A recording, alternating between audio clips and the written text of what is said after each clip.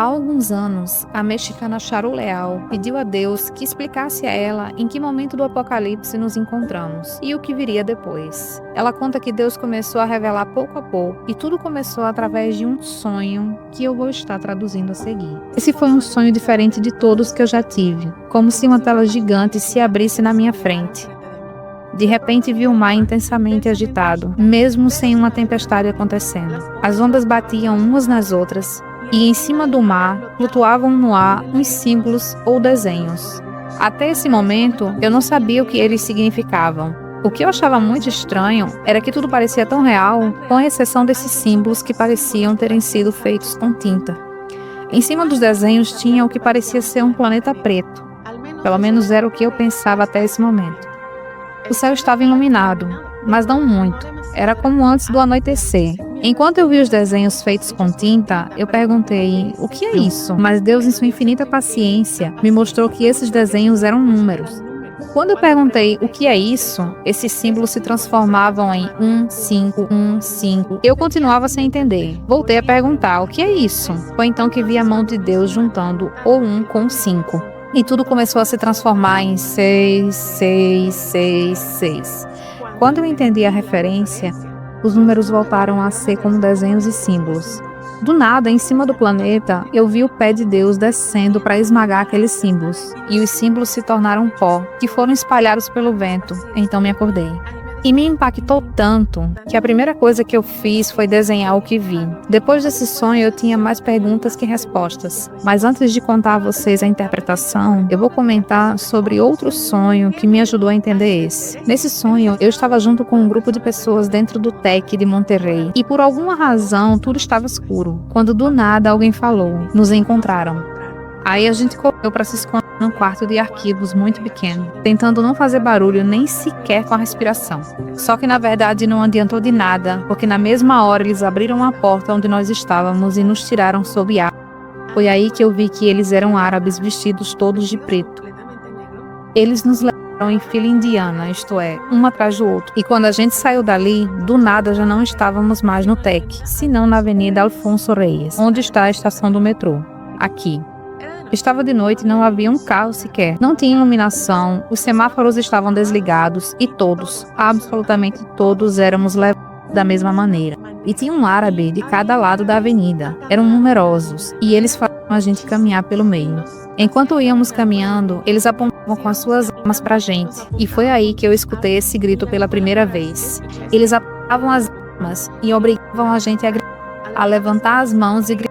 Allahu Akbar! Nesse momento, eu não tinha ideia do que significava esse grito, mas no meu sonho, eu parei e me lembro que do nada eu me enchi de coragem e disse, não, eu não vou dizer isso. Eu adoro ao único Deus, Criador dos céus e da terra. Irmãos, eu fiz isso esperando que nesse momento eles atirassem em mim. Para minha surpresa, eles nem sequer viraram para mim. Eu continuei firme, mas eles não reagiam. Era como se eu não estivesse ali. Então eu virei para ver os outros. E vi que todos estavam de camisetas pretas e o rosto encurvado. As lágrimas escorriam pelo rosto, como derrotados. Eu parei, olhei para mim e virei para ver a minha família. Eu, meus filhos e o meu marido, todos tínhamos camisetas brancas. Continuamos caminhando e chegamos numa escola. Uma escola velha, abandonada, suja, com cadeiras quebradas e também sem luz. Chegando ali, eles te obrigavam a se sentar, só que de uma maneira muito violenta. Eles te jogavam, batiam e diziam, sentem-se e se calem. E novamente eu do contra falei para eles, eu nem me sento e nem me calo, eu não sou escrava. E de novo esperando que eles atirassem em mim. Mas outra vez, nada aconteceu. Nesse momento eu me acordei. Quando eu tive esse sonho, eu também não entendi o que estava vendo. Eu nunca tinha escutado esse grito antes. Esse que eles me obrigaram a dizer, mas ficou muito gravado na minha mente. Até que começou a guerra entre Rússia e Ucrânia. E vendo as notícias eu escutei. Era isso, foi o grito que eu escutei no meu sonho. Isso me fez buscar como é que se escrevem os números em árabe. E bingo! De fato, os números que eu estava vendo eram 1 e o 5 em árabe. Mas por que em árabe? O que eu fiz foi procurar a única coisa que eu poderia entender. Todas as revelações que Deus dá devem estar respaldadas com a sua palavra. Então eu busquei nas escrituras, começando pelo 6º selo, quando diz, eu vi quando abriram o 6º selo, e aqui houve grande terremoto, e o sol se tornou preto como pedra de silício. Ali estava o sol. Não era um planeta o que eu tinha visto, e não um sol. Se você ler esse selo, é quando começa o dia da grande ira do Cordeiro, que está ligado ao Apocalipse 19. E seguiam-nos os exércitos no céu, em cavalos brancos, e vestido de linho fino, branco e puro. E da sua boca saía uma aguda espada, para ferir com ela as nações, e ele as regerá com vara de ferro. E ele mesmo é o que pisa o lagar do vinho do furor e da ira do Deus Todo-Poderoso. E na sua coxa tem escrito este nome: Rei dos Reis e Senhor dos Senhores. Nessa passagem nós já temos 3 coisas. Primeiro, ele pisa como no meu sonho. O que ele pisa? O lagar. 2, as nações, o qual é uma referência a Gog e Magog. 3. Sua roupa estava tingida de sangue. As pessoas pensam que é por seu sacrifício na cruz, mas não. Vamos ver o que está escrito em Isaías 63, versículos do 1 ao 4. Quem é este que vem de Edom, de Bosra, com vestes tintas? Este que é glorioso em sua vestidura, que marcha com a sua grande força? Eu, que falo em justiça, poderoso para salvar. Por que está vermelha a tua vestidura, e as tuas roupas como as daquele que pisa no lagar? Eu sozinho pisei no lagar, e dos povos ninguém houve comigo. E os pisei na minha ira, e os esmaguei no meu furor, e o seu sangue salpicou as minhas vestes, e manchei toda a minha vestidura, porque o dia da vingança estava no meu coração, e o ano dos meus remidos é chegado. Salmo 110, versículo 1.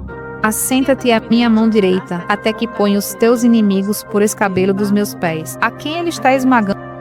A seus inimigos. No meu sonho, ele esmaga números árabes. Vejam como o 6º selo representa Yeshua fazendo justiça no dia do Senhor, isto é, no dia do juízo. E o juízo vem depois da tribulação. Porque o juízo vem àqueles que ocasionam a tribulação. Não se esqueçam desse ponto. Joel 2:31. O sol se converterá em trevas e a lua em sangue, antes que venha o grande e terrível dia do Senhor. Aqui vemos que o sol ficou preto, justamente antes desse grande dia. Marcos 13:24 e Mateus 24:29 nos fala que depois da tribulação o sol escurecerá. Então, quando o sol ficará preto? Antes do grande dia e depois da tribulação. Ou seja, o sol ficará preto na metade desses 2 acontecimentos. Agora que já deciframos essa questão do sol preto e essa parte de Yeshua esmagando seus inimigos, o que é que significa o 1 e o 5? Então eu descobri que não era o 666, senão o criador do nome de Alá, mas escrito em árabe. Porém, eu continuava sem entender porque Deus me mostrava como 1 e 5. Qual era o seu significado? Graças a Deus eu vi um vídeo onde explicavam sobre o Rosh Hashanah, o 7º dia da festa judaica de Sukkot. O 7º dia de Sukkot se conhece como Rosh Hashanah, porque se traduz como a grande salvação. Porém, tem um significado ainda mais profundo. Se você separa a palavra Rosh Hashanah em hebraico, seria Rosh igual a salva e Na igual a 51. É como se dissesse: salva-nos do 51. Todo esse tempo eu estava procurando como se fosse 15, esquecendo que em hebraico e árabe se escreve da direita para a esquerda. Não era 15, era 51. Os judeus conhecem como no dia 51 dos dias de perdão, que começam em Rosh Hodesh Elul. O Ul é o mês mais próximo a Rosh Hashanah e dá início a um período de introspecção e de aproximação a Deus. É um tempo para entender qual é o propósito na sua vida. Em 2023, Rosh Hodesh Elul começou em 18 de agosto de 2023. Se contarmos até 7 de outubro, nos dá exatamente 51 dias. E o que foi que aconteceu em 7 de outubro? Agora podemos entender por que vamos do 51. Segundo a tradição judaica, os anjos entregam a Deus o juízo selado no dia de Yom Kippur para sua execução no dia de Rosh Hashanah. Esse é o motivo porque na noite anterior se costuma permanecer acordado, lendo, cantando e orando. Dessa maneira, Deus vê que o sentenciado está se dedicando ao estudo da Bíblia, à oração, então terá piedade dele, ou seja, ele vai lhe conceder proteção. Onde encontramos isso nas Escrituras? 1 Tessalonicenses 5 diz: Mas, irmãos, acerca dos tempos e das estações, não necessitais de que se vos escreva, porque vós mesmos sabeis muito bem que o dia do Senhor virá como um ladrão de noite. Irmãos, o dia do Senhor não tem nada a ver com arrebatamento. O dia do Senhor, se vocês procurarem nas Escrituras, é o dia do juízo. Versículo 3. E quando disserem a paz e segurança, então lhe sobrevirá repentina destruição como as dores de parto, aquela que está grávida, e de modo nenhum escaparão. Em 22 de setembro de 2023, Israel e Arábia Saudita entram em uma negociação pela paz. Passaram apenas 15 dias desse acontecimento, quando sucedeu o que nós todos já sabemos. E voltamos a ver esses números 1 e 5. 15 dias desde o Tratado de Paz e 51 dias desde o Rosh Hodesh Elul. Versículo 4. Mas vós, irmãos, já não estáis em trevas, para que aquele dia vos surpreenda como ladrão. Só aqueles que estão dormindo não podem perceber o que está acontecendo. Não é Yeshua quem vem como um ladrão. É o dia do juízo que vai surpreender como se fosse um ladrão. Versículo 5. Porque todos vós sois filhos da luz e filhos do dia. Nós não somos da noite nem das trevas. Não durmamos, pois, como os demais, mas vigiemos e sejamos sóbrios. Irmãos, isso era literal. Tinham que ficar despertos. Versículo 7. Porque os que dormem, dormem de noite. E os que se embebedam, embebedam-se de noite. Agora, tanto o embriagado como o que dorme estão em trevas. Apocalipse fala dos que se embriagam com a grande prostituta. E vi que a mulher estava embriagada do sangue dos salvos. Irmãos, isso é parte do 5º selo, que já foi aberto há muito tempo. Como eu já tinha explicado, se você continua acreditando que o cavalo branco do 1º selo é o anticristo, você não vai conseguir entender nada. O 4º cavalo vai montado pela morte. E o Hades o segue. Ele lhes dará poder sobre a 4ª parte da terra. Quando a Bíblia nos fala da terra, não se refere ao mundo todo. Se refere a Eretés Israel, a terra de Israel. Esse cavalo é o Israel. Inclusive, a cor do seu cavalo é verde. E sim, eu já sei que na sua Bíblia diz que é amarelo. Mas a cor em grego é chloros, o qual está ligado à clorofila, que é verde. A cor da bandeira do Islã. O 5º selo vem depois que o Islã aparece. São eles que estão por trás de cada massacre, tanto do povo judeu como do povo cristão. E quando chegamos na parte dos selos, eu vou explicar a vocês com maior profundidade. O que agora eu quero que vocês entendam é a importância de saber que já passamos por tudo isso. E que o que vimos no dia 7 de outubro foi a gota que derramou o copo que abre o 6º selo. No começo do vídeo eu disse que a minha pergunta a Deus foi em que momento de Apocalipse nos encontramos e o que virá depois. E o que foi que ele me mostrou? Ele me mostrou a perseguição por parte dos islamistas e me mostrou o 6º selo. Agora eu disse a vocês que lembrassem que o grande dia vem como consequência da tribulação. Vamos ler Isaías 13, do 9 ao 11. Eis que vem o dia do Senhor, horrendo, confuso e ardente, para pôr a terra em assolação e dela destruir os pecadores. Porque as estrelas dos céus e as suas constelações não darão a sua luz. O sol se escurecerá ao nascer, e a lua não resplandecerá com a sua luz. E visitarei sobre o mundo a maldade, e sobre os ímpios a sua iniquidade, e farei cessar a arrogância dos atrevidos, e abaterei a soberba dos tiranos. Vocês se lembram que eu compartilhei um vídeo onde 2 dias antes de 7 de outubro Deus me disse: castigarei a arrogância? Isaías 10, 12. Por isso acontecerá que, havendo o Senhor acabado toda a sua obra no Monte Sião e em Jerusalém, então castigarei o fruto da arrogante grandeza do coração do rei da Assíria. Esse rei é o que nós conhecemos como o Anti-Messias, o Anticristo, e a glória da altivez dos seus olhos. Isaías 10, 24. Por isso, assim diz o Senhor Deus dos exércitos: povo meu, que habitas em Sião, não temas a Assíria, quando te ferir com a vara, e contra ti levantar o seu bordão à maneira dos egípcios, porque daqui a bem pouco se cumprirá a minha indignação e a minha ira para os consumir. A quem ele está falando? Ao morador de Sião, que hoje é o estado de Israel, e pede para que eles não tenham medo da Assíria. De onde é o assírio? O anti-messias. É Gog. Então contra quem vem a ira de Deus? Contra os seus inimigos. Por isso diz que não fomos feitos para a ira, a menos que aconteça de você ficar do lado de seus inimigos. Isaías 14, 24 e 25 diz: o Senhor dos exércitos jurou, dizendo: como pensei, assim sucederá, e como determinei, assim se efetuará. Quebrantarei a Assíria na minha terra, e nas minhas montanhas a pisarei, ou seja, o pisarei. Isaías 17, do 12 ao 14. Ai do bramido dos grandes povos, que bramam como bramam os mares, e do rugido das nações que rugem como rugem as impetuosas águas, justamente como o mar que eu vi no meu sonho. E no meu sonho, o mar estava profundamente agitado, mas em cima do mar estavam aqueles símbolos, que agora sabemos que representam a besta. Então o mar está agitado por causa da besta. E o que vemos aqui? Bramido de muitos povos. O que é que nós estamos vendo? Todo mundo se metendo nesse conflito, como se eles estivessem ali.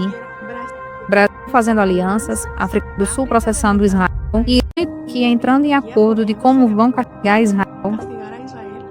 Sim, também opinando sobre o que Israel deveria ou não fazer.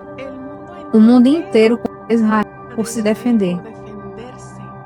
Ninguém se lembra como começou tudo isso. Você imagina que você está na sua casa e do nada entrem nela e façam isso com a sua família? Que mantenham a sua família sequestrada, que você não saiba se eles estão vivos ou mortos, e que ainda por cima você seja o culpado disso. Rugir das nações que rugem com o rugido de violentas águas. Você sabia que a palavra violenta em hebraico é Ramá? Essas águas rugem como Ramá. Escutem isso muito bem. Isaías 14, do 29 ao 33. Não te alegres tu, toda a Filistia. Filistia é a atual Gaza. Por estar quebrada a vara que te feriu. Porque da raiz da cobra sairá um basilisco, e o seu fruto será uma serpente ardente e voadora, e os primogênitos dos pobres serão apacentados, e os necessitados se deitarão seguros. Porém, farei morrer de fome a tua raiz, e ele matará os teus sobreviventes. Dá uivos, ó porta, grita, ó cidade. Tu, ó Filistia, estás toda derretida, porque do norte vem uma fumaça, e não haverá quem fique sozinho nas suas convocações. Que se responderá, pois, aos mensageiros da nação? Que o Senhor fundou a Sião, para que os opressos do seu povo nela encontrem refúgio. Irmãos, ao ler isso, parece que estamos lendo as notícias. A destruição de Gaza, que desde muito tempo, muitos milhares de anos foi decretada.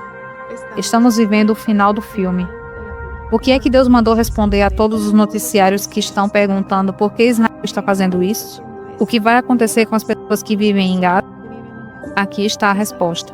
Deus não vai mais permitir injustiças, mas antes de acabar de dar retribuição aos seus inimigos, Deus, sendo justo, primeiro coloca em ordem a sua casa, como vemos em 1 Pedro 4,17. Porque já é o tempo que comece o julgamento pela casa de Deus. E se primeiro começa por nós, qual será o fim daqueles que são desobedientes ao Evangelho de Deus? Começou pela sua casa, com Judá. E irmãos, quem você acha que é o próximo? Sua igreja. E deixa eu te explicar por que o juízo vem primeiro pela gente.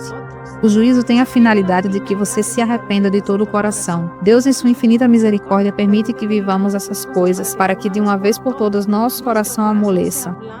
Para que você abra os olhos, para que haja um arrependimento verdadeiro. Porque você não vai orar da mesma forma se alguém te falar que aí vem um lobo e você não o vê. Se esse lobo estiver perseguindo você, o seu clamor vai ser 100% sincero. E é isso que você precisa. Sinceridade de todo o coração, para que você possa alcançar o perdão. Fizeram você acreditar em um arrebatamento aonde aí vem contra o judeu. E eu acabo de mostrar suficientes versículos onde diz o contrário.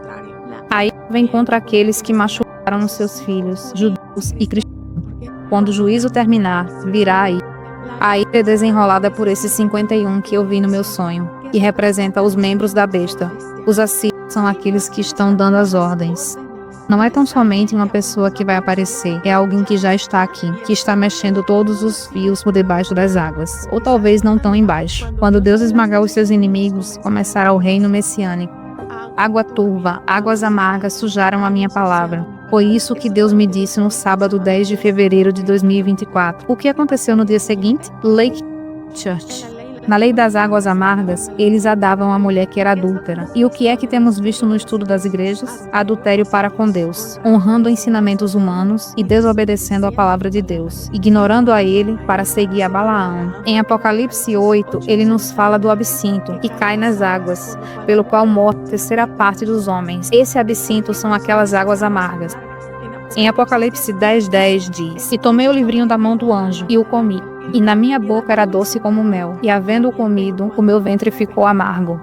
Vocês já entenderam do que se trata?